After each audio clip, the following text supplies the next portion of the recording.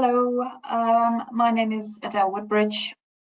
Thank you to everybody for joining this webinar for an overview of AS9100 and the AS series standards. Just a quick background about myself. I am an auditor for AS9100 and AS9120 and have been for around about 8 years. I'm also the Aerospace Technical Manager, so working with a certification team at NQA and overseeing the AS series requirements from a certification perspective. So there will be just a couple of things. I, like most people, I do actually have dogs at home, so on occasion they may bark. So if I suddenly go quiet just for a moment, you know why, but hopefully they will behave themselves. Also as well, I encourage anybody, if you have any questions, please submit them and then we'll go through them at the end. If you do have anything you'd like to ask or anything I can try and help with regards to AS9100 and also the slides themselves, which will be provided for review afterwards. So just going through obviously the presentation itself. Just a little bit of an overview first, obviously from an NQA perspective. As one of the world's leading certification body with global operations, we specialise in certification in high technology and engineering sectors. We are the #1 certification body in the aerospace sector in America and in the top 3 in the UK, covering both AS9100 and 9120.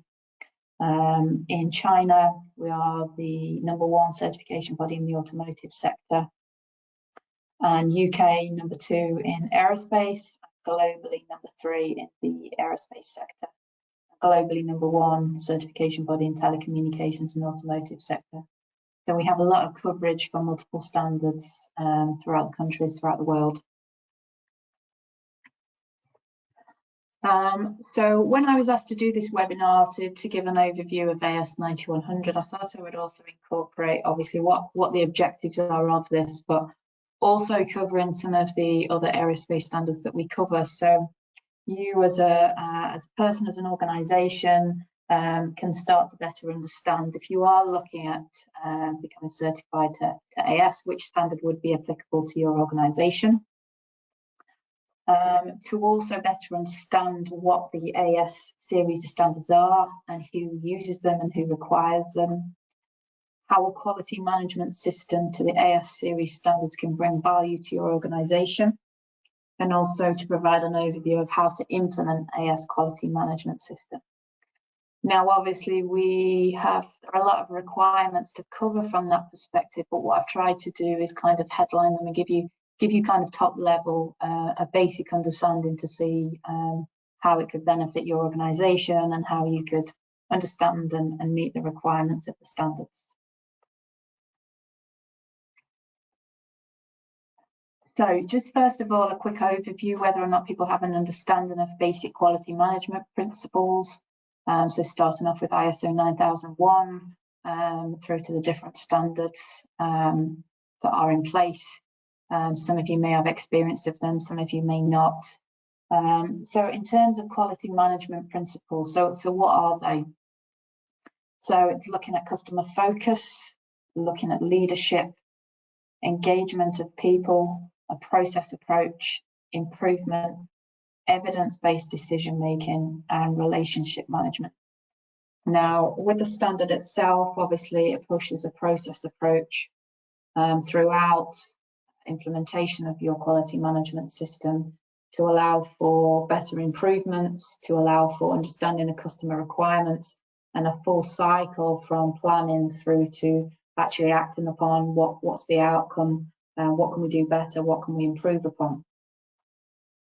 Now, the diagram that's on this slide can also be known as a SIPOC, which is kind of a Six Sigma term, which some people would use, and also turtle diagram. So SIPOC is supplier, input, process, output, and control or customer.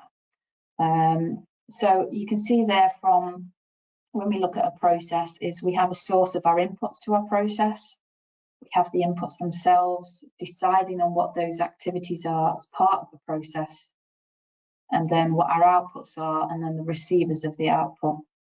So from a process approach, and this is a big driver throughout the aerospace standards and through 9001 as well, but understanding what exactly is a process approach.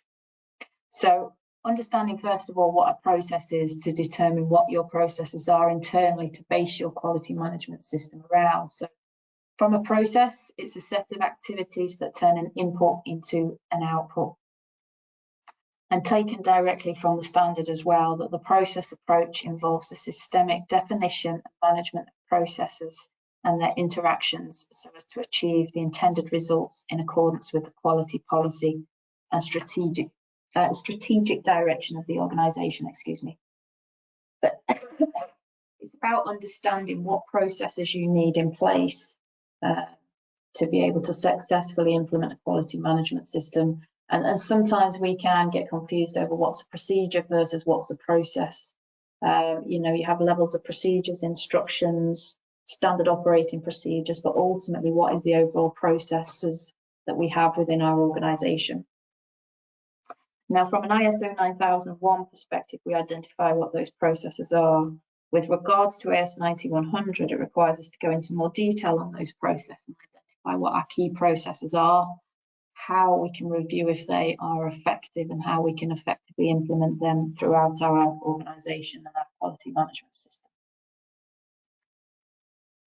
So just looking from a process approach, so management of the processes and the system as a whole can be achieved using the PDCA cycle with an overall focus on risk-based thinking aimed at taking advantage of opportunities and also presenting undesirable risks.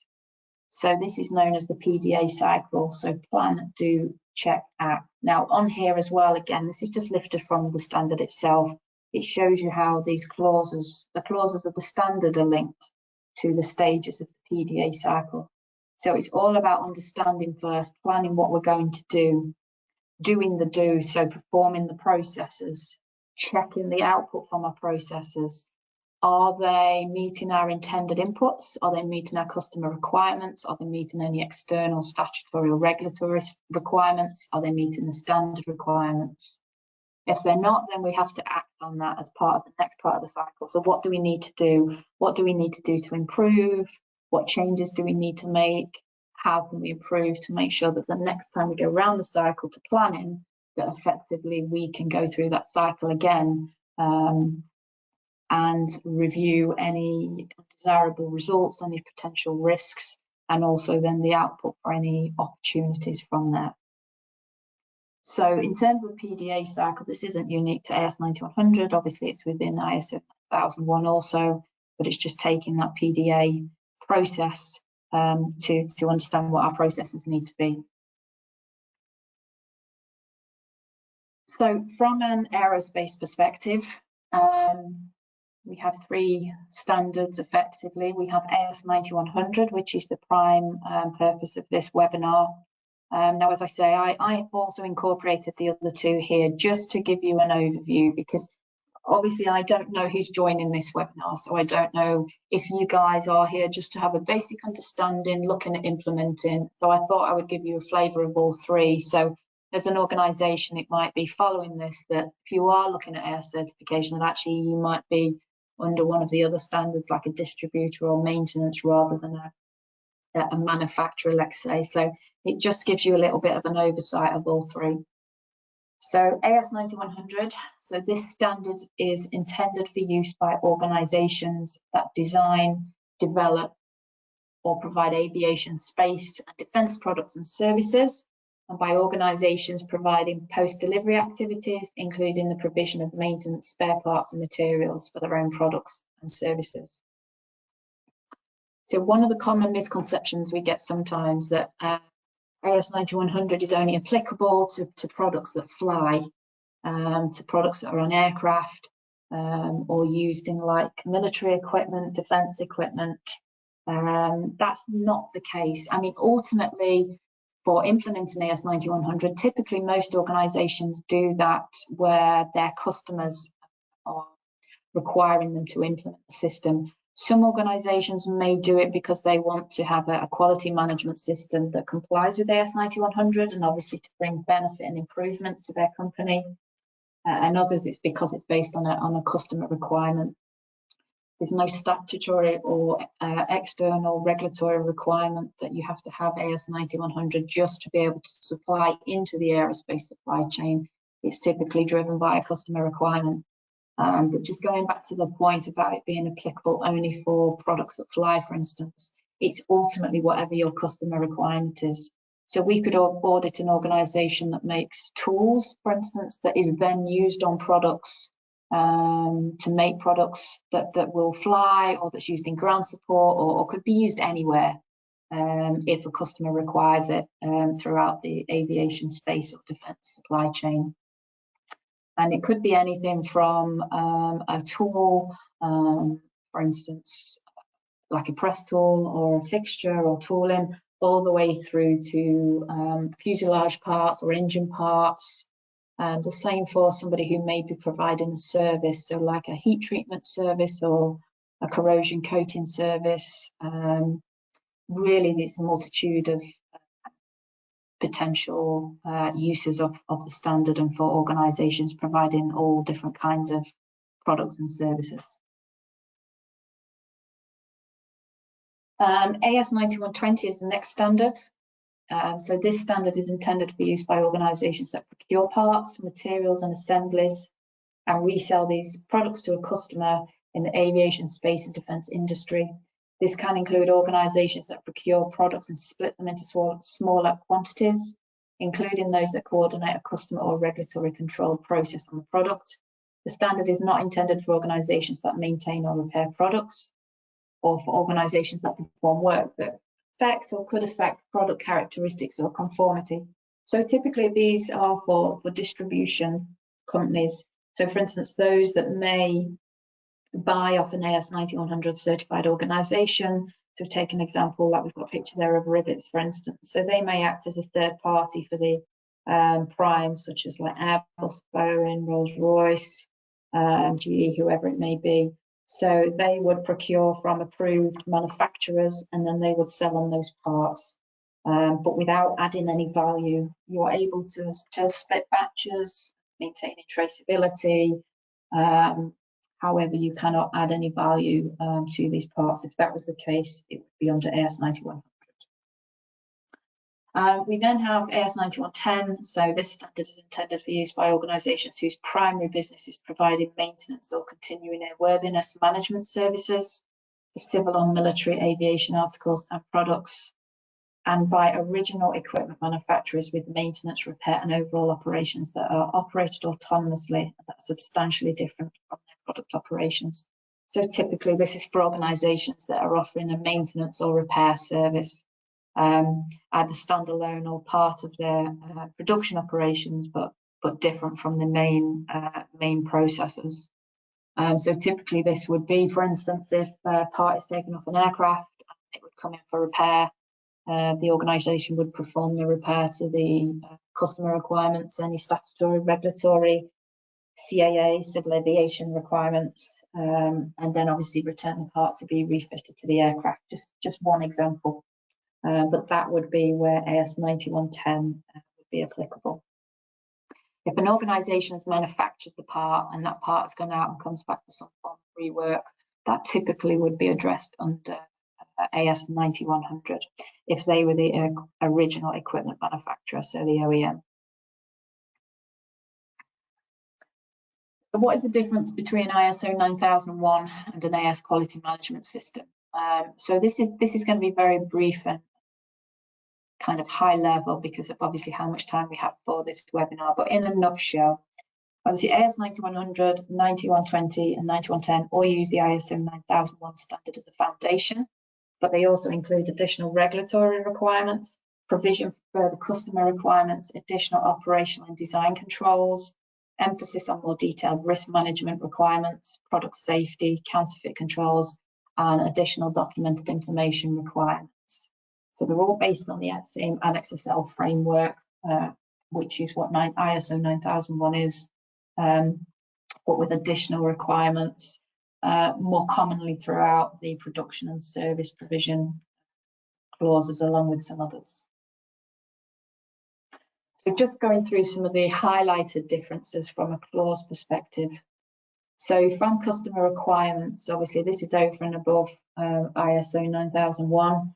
There's a provision for further understanding and applying of any customer requirements, along with any applicable statutory and regulatory QMS requirements.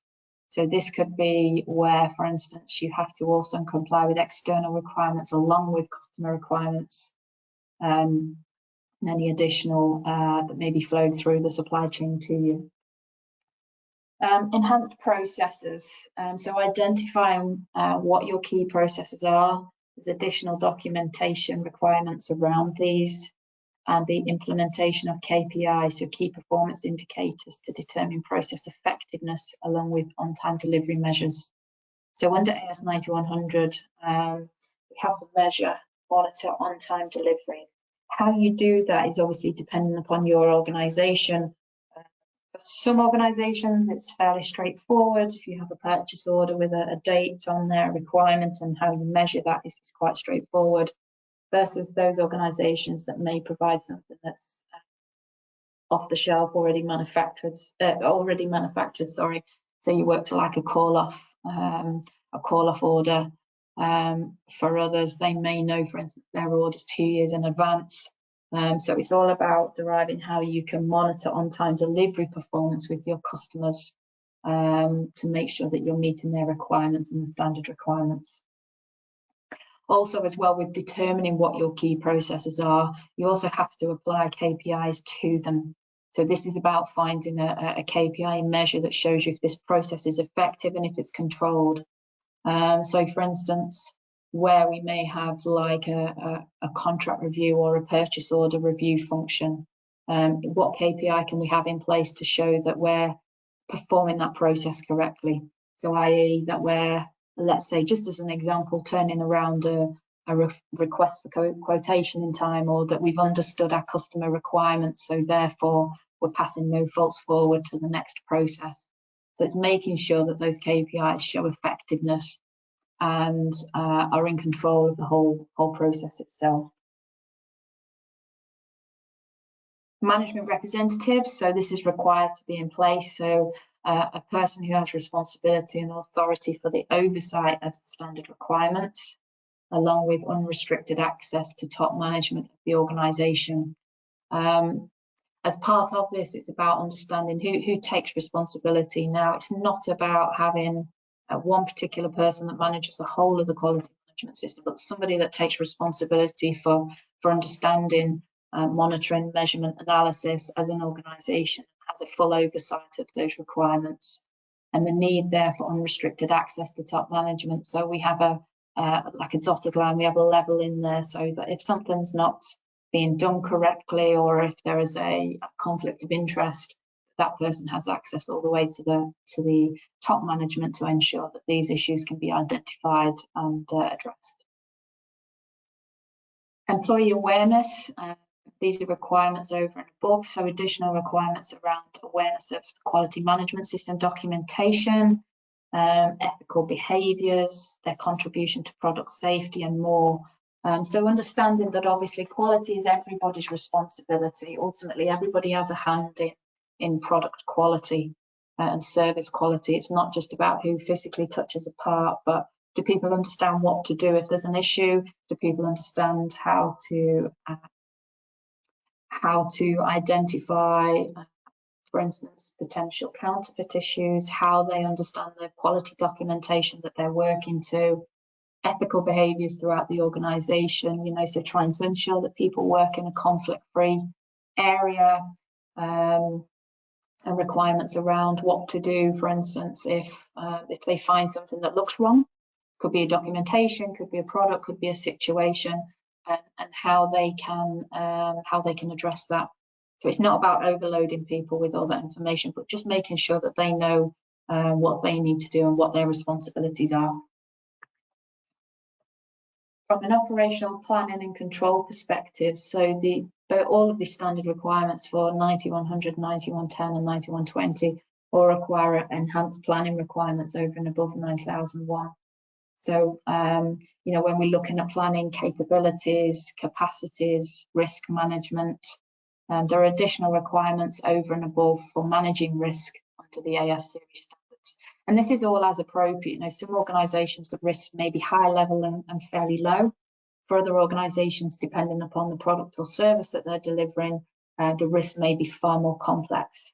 There may be requirements also from customers to perform like PFMEA, so process failure mode effects analysis, risk registers, etc. So it's all about working out what's appropriate to you as an organisation, and working back from there and understanding what your risk management process needs to be. Also about identification of key characteristics under aerospace, so a product key characteristics, what can affect fit, form, function, what does the customer flow down as any key characteristics or critical items that you need to understand and control throughout the production and planning process. Configuration management, so ensuring that the product that we are or service, that product that we're manufacturing or service that we're offering is to the correct configuration. That could be, for instance, if you have design authority as to your own configuration, it could be to a customer configuration. Just a requirement on how we manage and address that, along with product safety as well. So how we interact with that part, how we assure the safety of that product, and also from a service perspective as well, how we can ensure both from preservation as well, which links further on through the standard itself. Counterfeit avoidance. So this is about controls and awareness around counterfeit parts. And this could be anything from, for instance, introducing material from the supply chain into your organisation. It could in not just raw material, it could be chemicals. It could be anything that you're incorporating into a product or service that you're offering to your customers. The awareness around how does something look, how should it look, how has it looked previously, is the documentation right? And again, this is appropriate to what you're handling, what you're doing, if it's a service or product, but about having those avoidance techniques in place, also for people that are involved throughout that process. So this could be right from the start of purchasing through to the person who's doing the goods in, about, you know, when we look at like complacency, when we see the same thing every day, day in, day out, you know, we can become complacent if something looks slightly different. It's about just keeping an eye on that and how to spot these and what steps we can put in place to identify where those potential issues may be. You know, for organisations as well, where they may get something free issue, you know, so the purchasing and procuring of that item is out of your control. But again, it's just that awareness from people of what we're looking at and what we're receiving. From a design perspective, there's enhanced design requirements such as reviews, approval to move to next stages of design reviews, which are required to be documented, and the validation and verification process is more in depth around any testing that's required and the methods that you have to have in place for those, how those methods have to be documented, how we control the tests, how we accept the parts, and also accept the design, and also if we're making any changes, how those changes are controlled, who's approved to make those changes, how we record those changes, and how we deal with those. Purchasing, again, there are additional requirements around purchasing over and above 9001. So additional requirements of how you control your suppliers and subcontractors when products are incorporated into the end product or service offered to the customer. So anything you buy from the supply chain and you incorporate them into the end product or service. So for instance, it could be like buying raw material. It could be buying adhesives if you're assembling parts. It could be buying paints for painting parts that are sent to customers, chemicals, anything like that that is used and incorporated into that end product or service. There are additional requirements on how you approve your suppliers, the process that you go through to do that, the records that you retain, and then also how you monitor and review supplier quality and delivery performance. So reviewing actually, are we in control of our supply chain as much as we can be? Are they delivering on time to us? Does that have an impact on our overall time delivery to our customer? How we manage any supplier rejects, how we flow down any corrective actions to our suppliers, and how we manage those. Again, these things can be difficult sometimes in terms of, you know, how much, to what level you can manage those suppliers, and you know, make sure in return that if they're not delivering good quality products to you, that, you know, they're also putting corrective actions in from their perspective. So ultimately you're not impacting the product or service you are delivering to a customer also. So around production controls, there are many different production controls, but what I've tried to do here is just really highlight the key ones. So additional enhanced requirements around traceability. So again, this depends on what level of traceability you need internally and also what your customer requirements are. There's not a one size fits all. It all depends on going back to reviewing your requirements under clause 8.2. What does your customer want? What do you need to comply with externally? What do you have to comply with from your customer drawings or technical documents or quality manuals? Going back to that to identify what the traceability requirements are. But these could be anything from mill certificates for raw material. It could be from heat treatment places. If, for instance, materials have to go out and be treated, you may need a certificate of conformities. A customer may not require full traceability. It may be just at a certain level. So it's just understanding where those levels are. For instance, if it needs to be traced from certain suppliers or subcontractors. Inspection requirements. So if there's any inspection requirements around like sample inspection, making sure that if you have any, if you are performing any sampling as part of product acceptance, that it's traceable to either like a national standard or recognised statistical principles, and where in the process those inspection operations have to be performed, the criteria for that inspection. So is it just a pass or fail? Are there any tolerances? Is there any criteria, percentages that you need to work to as part of that? Special processes. So special processes are where the resulting output can't be verified through monitoring and measurement activity. So if we just pick a very basic example, for instance, like a machined part, there are tolerances and measurements that have to be checked as part of an inspection. So that can be done using measuring equipment, for instance. Whereas something that may have been heat treated or chemically coated, etc., the only way by verifying that would be to destroy the actual part itself. So those special controls, special process controls have to be in place, which include looking at what the process is, the competence of the people performing that process, the constraints of the process, monitoring, for instance, any time or temperature activity, doing any sample destructive testing, any external testing that might be required, qualification of personnel, operating conditions to make sure that we can verify that our process is working within those constraints. Product preservation. So this is like preserving the product throughout the whole life cycle of whilst it's in your control. Preservation can be anything from, for instance, shelf life controls, making sure that there's no contamination, the types of gloves that you're using. For some organisations, you're not allowed to have, for instance, bubble wrap touching metal, or it maybe have to be lint-free gloves, or different types of rubber gloves, for instance. Lots of different requirements, but again, this goes back to understanding what are your customer requirements, and then internally as well, like metal to metal contact, for instance, preserving parts, so you know they're not all put together in one place where they can cause any damage. So just going back and looking at what are your requirements, what are your customer requirements, and you have any external requirements to comply with there also. FOD, so foreign object debris. So making sure, for instance, like again, just going back to a machining example, you know, so things are free from swarf, putting in processes and controls for that, again, in accordance with your customer requirements, to make sure we're limiting FOD as much as possible. Work environments as well, so working in a clean, tidy work environment that's free from FOD. You know, FOD can be absolutely anything, but ultimately, if it's in the ingress of a part, or you know, we don't clear it, that can have a massive impact elsewhere. product acceptance and release, so the requirements for product acceptance, final product acceptance, documentation, traceability to persons authorizing the release of products. We have to identify and retain so that we can trace that back.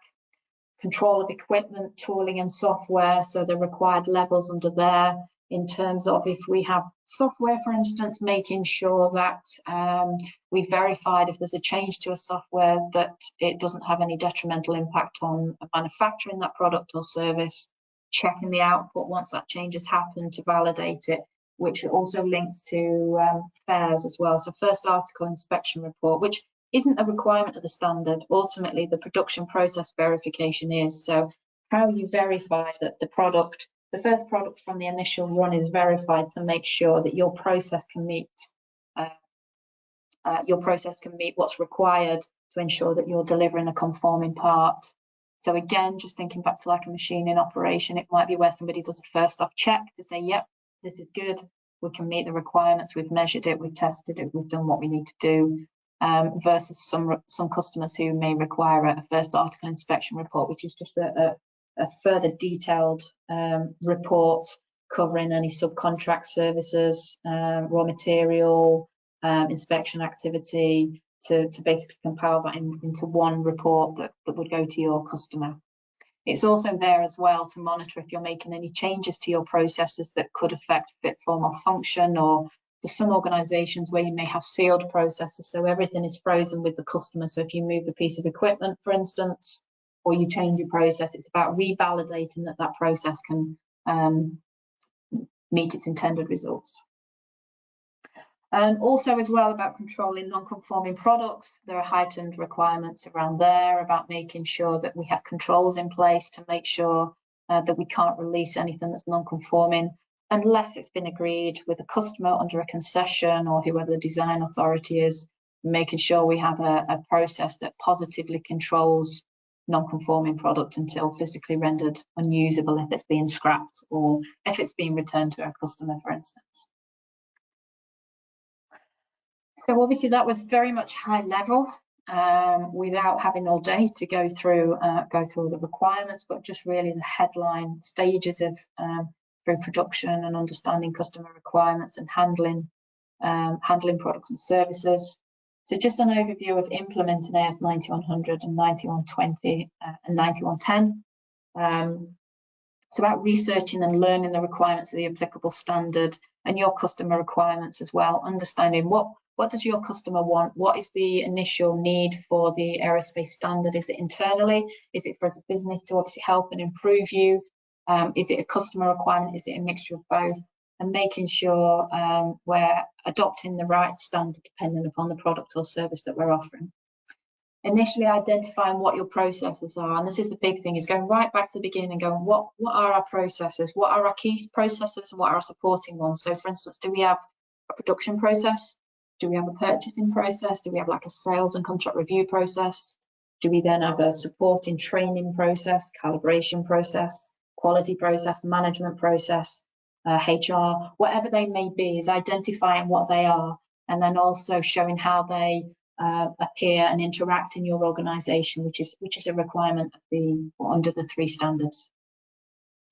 Do a gap analysis, so against the standard requirements, quite straightforward. You know, take a copy of the standard, look at it, do a gap analysis against the requirements. Where do you already meet those requirements? You know, or do you already have ISO 9001, or are you going straight in and looking to get certified to one of the aerospace standards? So just taking each standard as it is, what it requires. Is it a shall? Is it a should? Or is it a note on there? You know, a best practice. And see where you comply or don't comply with the requirements. From there, prepare an implementation plan that addresses the gaps and what you need to do to become compliant. So see where you think those areas are of any gaps and prepare a plan to address those. As part of this whole process, deciding what documentation is required for your quality management system and also to meet the standard requirements when there's a requirement to retain or maintain documented information, so i.e. a record or like a procedure or an instruction. So going back to the beginning there and seeing what do we need at a minimum, how can we incorporate that into our own process, you know, so we're adding value both internally to ourselves but also meeting the requirements of the standard. throughout the whole of the implementation as well, is getting everybody involved, you know, and performing training awareness.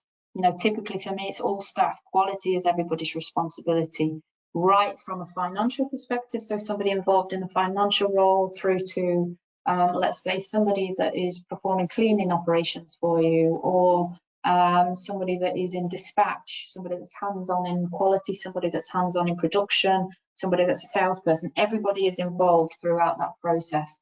So performing the level of awareness and training that's required to those, and for people to have an understanding of what is our quality management system, what's our policy, what do we need to do. Following that is obviously then implementing that plan, but also keep going back to that plan if you spot an improvement that you think would be good whilst you're implementing whichever AS standard it is, and also going back and thinking, actually, you know what, how can we add value, meet the requirement and add value to ourselves as an organisation. So from my perspective, that's everything covered, very much high level in some areas. I try to focus on those where, you know, kind of when we're looking at implementing and adding value to our organisation, where that would best sit. And I would say, obviously, just going back to obviously the standards is, as we were saying, determining what standard it is that you need to achieve. For most organisations, it's 100 because they're adding value, or they're providing they're a manufacturer of a product or providing a service, through to obviously a smaller amount where we have distribution, and then a smaller amount of organisations under maintenance, repair, overhaul would be typically under AS9100. So, Charles, I'm happy to take questions. Obviously, if we've got any in the chat, if anybody has either already presented a question or has any to open up with now. Yes, I think we've got just one question that's relevant, and so I'll just get this question up now. So I think this is from David Prescott. How many companies are certified to AS9100 in the UK? That is a very good question. I'm not entirely sure, but I believe it's around about 5,000. 5,000, perfect. But David, if that's answered your question. There's other organisations as well that also have combined certifications. So they may be AS9100 and AS9120. So there may be a distribution organisation that also adds some value. So therefore they have to combine the standards. So they may have a primary standard, for instance, of being a distributor. But if they, for instance, subcontract any heat treatment or subcontract activities, they would have to hold both standards. Perfect. I hope that, Dave, that's answered your question. We just had another question come through from David Napier. When is the revision of 9100E expected to be released? Thank you. That's the million-dollar question, to be honest. There's a draft version of E currently going through multiple levels of review. I can only answer that. I can't answer that on an NQA perspective because nobody knows when it is going to be released. But I suspect potentially at some point next year we'll have an understanding, and then implementation will be at some point probably into 2026. One from Brian Bigger. Greetings. If an organization already has their 9001-2015 certificate and is interested in earning their AS9100 certificate, would the audit only focus on the additional requirements for AS9100D? No. So what would happen is you would go through a stage 1 audit, which is like a desktop review that would be on site. So that's looking at all of your quality management documentation. So whether or not it was based on 9001 before an AS9100 now, we would be looking at it just from an AS9100 perspective. So we would review everything. Following that, there would be a recommendation for proceeding to stage 2, or a recommendation that we have to do a stage 1 again if we don't think you're prepared. As part of the stage 1, we would raise what's called areas of concern. So we don't raise non-conformance, but the areas of concern help you identify where currently you're not compliant. So a bit like it's a bit like a certified gap analysis. So we look at all the requirements, we identify where you comply and where you do not comply. Then following the stage 1, depending upon the level of compliance, you would then address those areas of concerns, and we would head to a stage 2. And following the stage 2 audit, this would be more hands-on, going through all of your processes, looking at objective evidence, doing a process audit, a vertical audit, and then if those areas of concerns hadn't been addressed, that they would then turn into non-conformance. So we look at the system as a whole from the beginning. Perfect. Thanks very much, everyone. I hope everyone has a lovely day. Everyone has a lovely rest of the week. Take care. Thank you.